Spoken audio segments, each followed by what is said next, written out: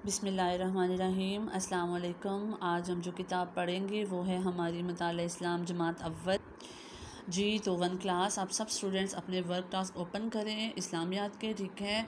तो हम लोग आज अपना अगला सवाल जो है वो पढ़ेंगे और आज का हमारा सवाल है सबसे पहले और आखिरी नबी का नाम बताएं, ठीक है। हम लोगों ने क्या करना है, इसका जवाब हम लिखेंगे। मैं सवाल एक दफ़ा दोबारा पढ़ देती हूँ।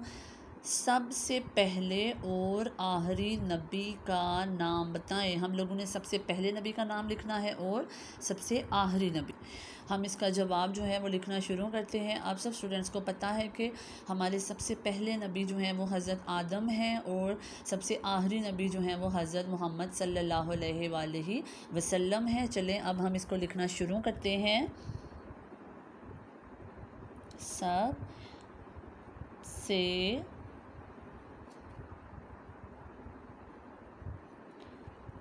पहले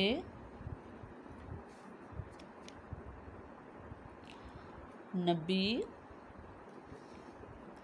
हज़रत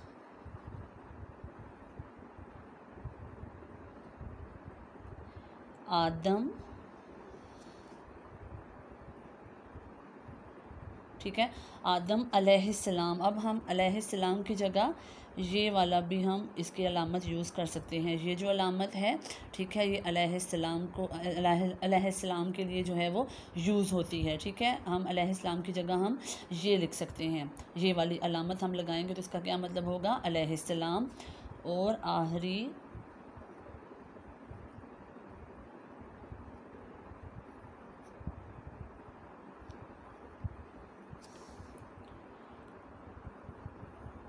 नबी हज़रत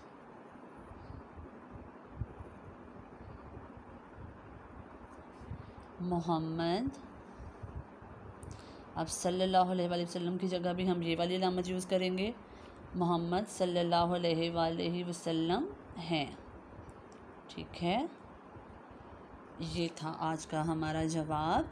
मैं सवाल एक दफ़ा दोबारा पढ़ देती हूँ। सबसे पहले और आखिरी नबी का नाम बताएं।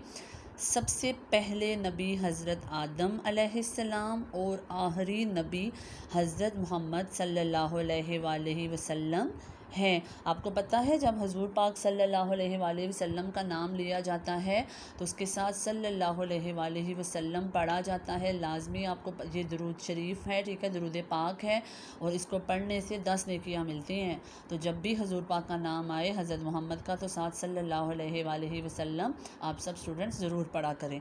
तो ये था हमारा आज का सवाल, ठीक है। आप लोग सब स्टूडेंट्स ने इसे अपनी नोटबुक में लिखना है और फिर इसे याद करना है।